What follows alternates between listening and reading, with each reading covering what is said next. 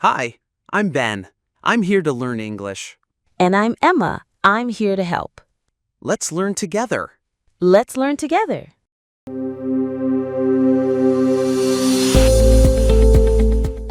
Hi, everyone. Welcome back to Easy English with Emma and Ben. I'm Emma, and I'm so happy you're here today. And I'm Ben. Hey guys, good to see you, or, well, to be heard by you.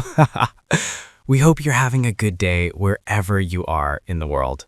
Yes, maybe you're walking, maybe you're cooking, maybe you're just relaxing. Whatever you're doing, thank you for spending some time with us today. And today, we've got a really helpful topic, something many English learners find tricky. We're talking about the present perfect tense. Ooh, yes. The I have done, she has gone, they have seen kind of sentences. Sometimes it feels like, wait, why do we use that? Why not just say, I did, or she went? Exactly. Don't worry, friends. By the end of this episode, you'll feel so much more confident with it. You'll say, I finally understand it. Let's start nice and easy. What is the present perfect? Okay. The present perfect is made with two parts. Have or has plus the past participle of the verb. So, for example, I have eaten, or she has gone. The formula is simple. Have, has, plus past participle. Yeah, grammar-wise, it's not too bad. The tricky part is when to use it, because we already have the past tense, right? So what's the difference between I ate breakfast and I've eaten breakfast? Exactly. That's what we're going to explore today, with examples, stories, jokes, and a few fun exercises. Sounds good. So let's think about this. The present perfect connects the past and the present. Yes, that's a key idea. It's not just about something that happened before. It's about something that happened before and still matters now. It's like a bridge between the past and now. Yes, imagine you built a bridge from the past to today. That's what the present perfect does. For example, I have eaten breakfast means I ate at some point before now, and the result is I'm not hungry anymore. Exactly. But if you say, I ate breakfast, you're just talking about a past event. It's done, it's finished. So I have eaten breakfast focuses on the result now, and I ate breakfast focuses on the time then. Perfect. That's the feeling behind it. It's all about connection. Let's give another simple example. Imagine I lost my keys this morning, and right now, I still don't have them. I can say, I've lost my keys. Right, because the result is true now. You still don't have your keys. But if I found them later and I'm telling someone about it tomorrow, I can say, I lost my keys yesterday. That's past simple. Exactly. The difference is small, but important. Here's a fun story. Yesterday, my friend Lily cleaned her room, so we can say, Lily cleaned her room. That's past simple. But if we look at her room now and it's still clean, we can say, Lily has cleaned her room. Yes, because the result continues into the present. Her room is still clean. That's the beauty of the present perfect. It's like the grammar of results. Ooh, I like that. The grammar of results. Yeah. So listeners, think about something you've done today that still matters right now. Maybe you've drunk some coffee. Maybe you've finished your homework. Maybe you've already taken a shower. Yes, all those are good examples of the present perfect. I've had coffee, I've finished my homework, I've taken a shower. And remember, it doesn't tell us when it happened. It just tells us it's true before now. Now, let's talk about some time expressions that go really well with the present perfect. Ah, yes. Words like ever, never, just, already, yet, since, and for. For example, have you ever been to Japan? That means from the beginning of your life until now, have you had that experience? Exactly. Or, I've never tried sushi. That means from the start of my life up to this moment, I haven't done it. Here's another. She's just finished her homework. That means she finished it recently, maybe 1 minute ago. Or we haven't eaten yet. That means we plan to eat, but we haven't done it so far. And I've lived in London for 5 years. That means I started living there 5 years ago, and I'm still living there now. Or since 2020. It's the same idea. Started in the past, still true now. Okay, Ben, let's make it fun. Tell us something about yourself using the present perfect. Okay. I've played the guitar for 10 years. Nice. So you started in the past and you still play now. That's right. But I'm not a rock star yet. Give it time, maybe one day. Okay, my turn. I've never learned to play an instrument. Never? Oh no, you totally should. Maybe I can teach you some guitar chords. Deal, but not on the podcast. Okay. All right, listeners, your turn. Think of something about your life.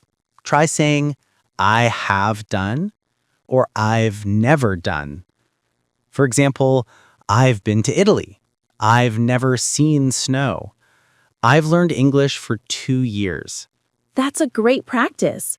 Pause the episode for a second and say your own sentences out loud. Don't be shy. Okay, welcome back. Hope you said something nice and interesting. Now let's talk about some common mistakes people make with present perfect. Oh yes, one of the biggest mistakes is using specific time words with it. Yes, like yesterday, last year, or in 2020. You can't use those with present perfect. Because those are specific past times. The present perfect doesn't go with a specific time. It's open. It's about the period up to now. So you can't say, I have eaten breakfast yesterday. That's wrong. You should say, I ate breakfast yesterday. But you can say, I've eaten breakfast already. That's fine, because already doesn't show a specific time. Exactly. Another mistake is mixing up for and since. Oh, good point.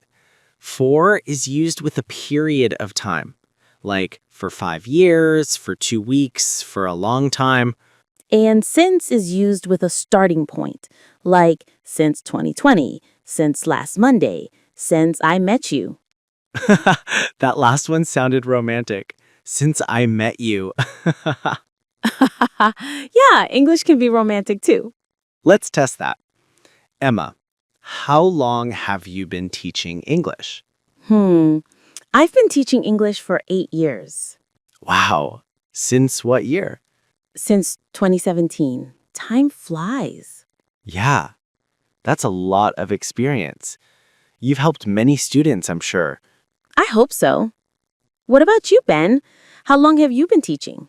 I've been teaching since 2015. So that's, wow, 10 years now. 10 years. That's amazing. Yeah, I've met students from all around the world, and they all say the same thing. The present perfect is confusing at first, but then one day it just clicks. Yes, exactly. It's like a light bulb moment. Okay, let's have some fun with a little quiz.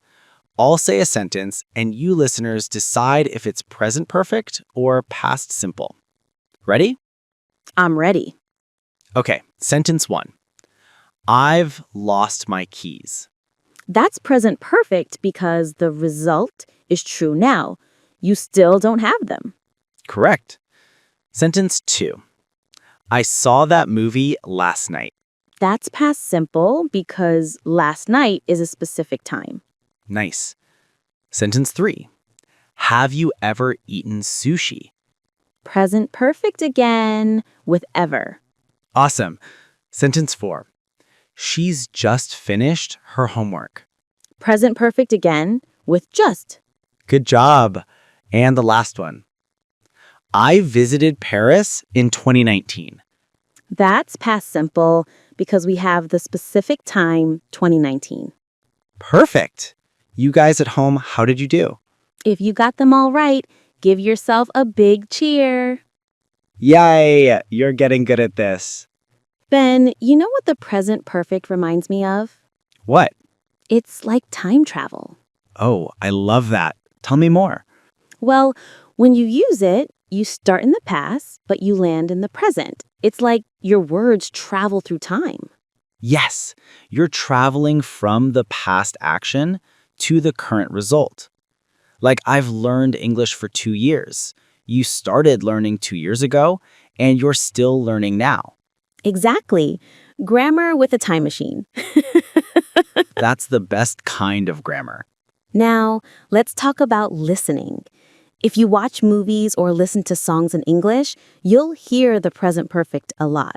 Yes, for example, the song Have You Ever Seen the Rain? Or I Still Haven't Found What I'm Looking For.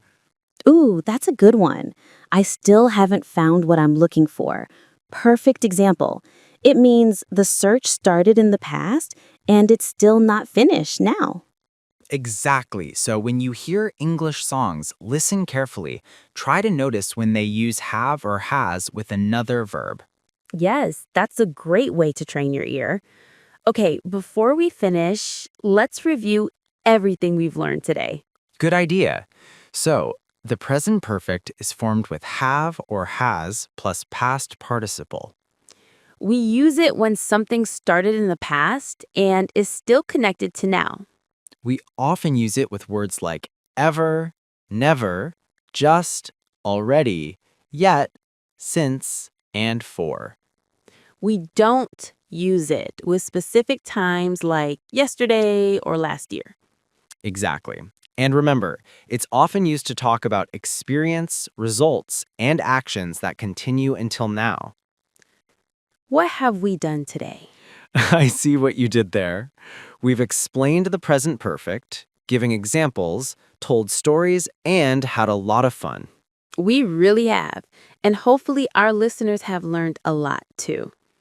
Friends, if you enjoyed this episode, please subscribe, like, and share this podcast with your friends who are learning English.